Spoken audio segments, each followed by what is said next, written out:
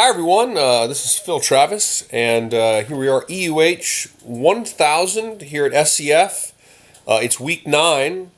This week we are reading primarily from chapter 10 and 11 from our textbook.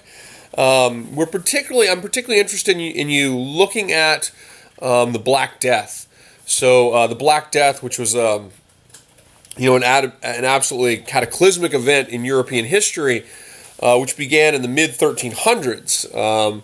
The Black Death was an absolutely devastating event, but it was also an event that very much, set many of the precedents for the emergence of Europe from the Middle Ages in what we call the Renaissance, the Scientific Revolution, and the Protestant Reformation.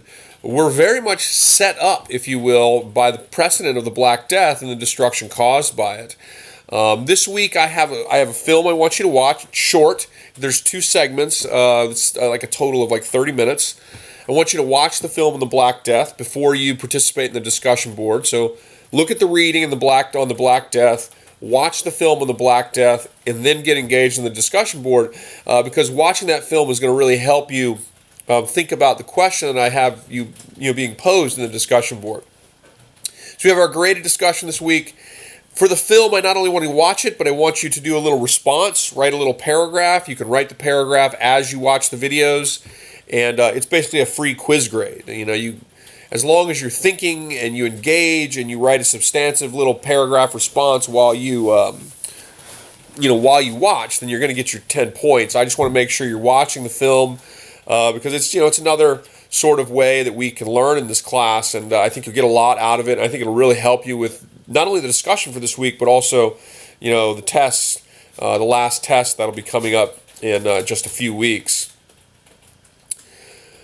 So I'll keep this announcement short. The factoid for this week, and this is I'm giving you a kind of tip for a discussion this week. So the question that I ask, part of the question that I ask in the discussion forum is, how did the Black Death come to Europe, and how is this significant when it comes to understanding historical change, understanding change over time? So historians, what we're really most interested in is how change over time occurs.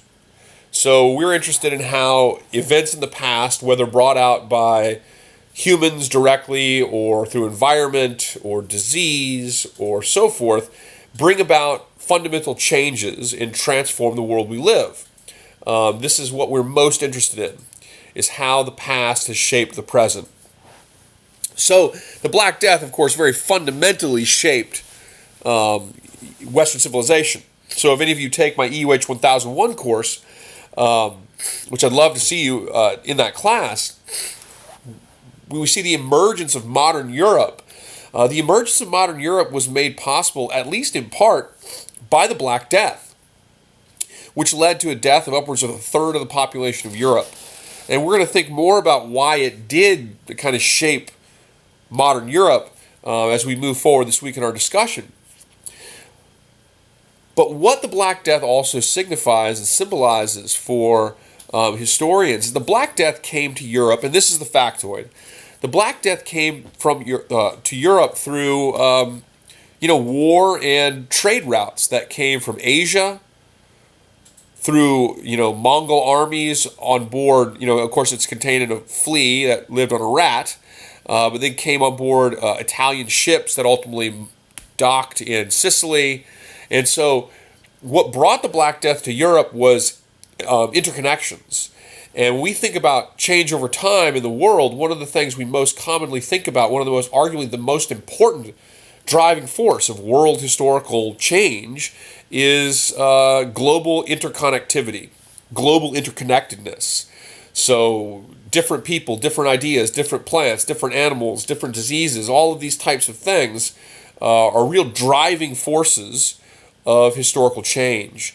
And so the factoid for this week is that the Black Death is, symbolizes the powerful effect that world historical change, or the powerful effect that global interconnectedness can do with respect to spurring historical change over time.